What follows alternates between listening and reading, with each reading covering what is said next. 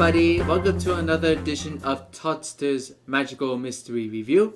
I'm your host Toddster, and today we're going to take a look at Ringo Starr's Beaucoups of Blues. Came out 25th of September 1970 on Apple Records. Yeah, this is his second solo album and his country album. And yeah, so, out of the ashes from, the sentimental journey, he sort of took another route to Nashville. So how did he came about making this album? Well, Ringo is a huge country fan, and yet he was working with George on the All Things Must Pass album, which I'll look into on the next review. And yet one of the players was Pete Drake, who was a steel guitarist, and yet he found out about Ringo's obsession with country. He said, I guess one of his roundabouts is saying, I'd love to make a country album. And Pete Drake, well, why not? Let's go to Nashville and spend a couple of days in the studio and make an album. And so that's what he did. So Ringo went to Nashville, and Pete Drake produced the sessions, and he gathered some of the finest country session musicians. Charlie Daniels, later became famous of that went down to Georgia. He was a session player, and yet some of Elvis's old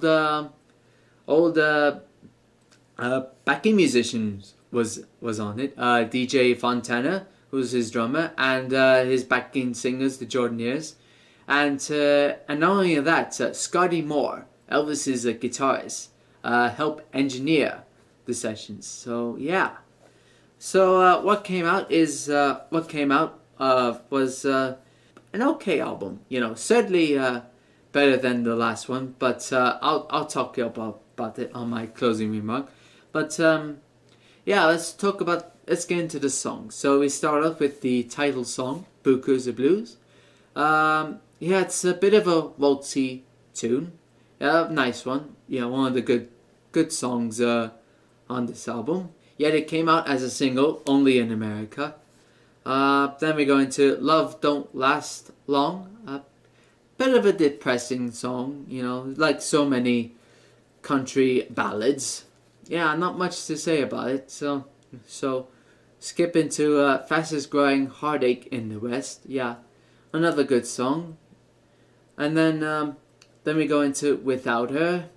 Possibly, one of my favorites on this album. The backing is so beautifully arranged.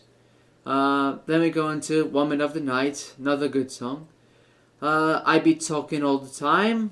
That's the last song of the first side of the album. Yet you have to wait till you hear Ringo trying to hit that last note.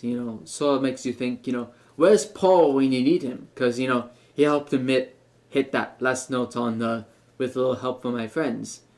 So, flip the record. $15 draw. Yeah, this is the real kicker on this album. And, another one of my favorites.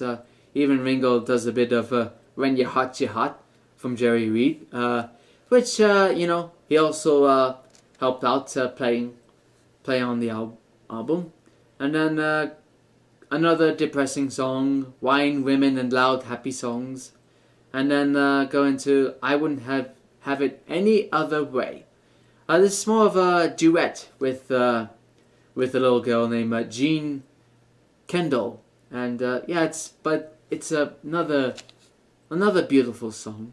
And then Loser's Lounge, another more upbeat song, which I like. Waiting Me. Then we end the album. We end the album with Silent Homecoming. yeah, this is a very nice, moving song. About you know, a man coming home from war, and yeah. But yeah, so that's the album. Yet when it came out, came out on CD, came out with two bonus songs. So, Coochie Coochie, which was the B-side to the Beaucoups Blues single, and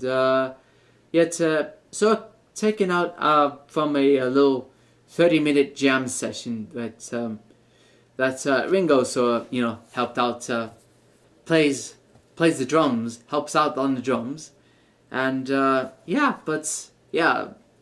of a good song. I sort of catch myself, humming a bit, wherever you might Gucci Gucci Gucci Gucci Goo.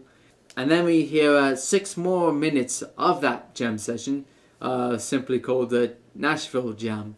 So that's the album. So let's talk about the album cover, as we'll cut to now.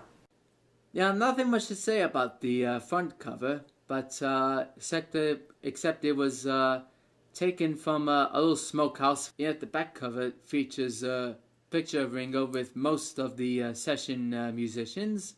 Yet it came out as a gatefold, so you had one side of the lyrics, the other side with more pictures from the Nashville sessions, and yet more pictures of Ringo hanging about in the woods.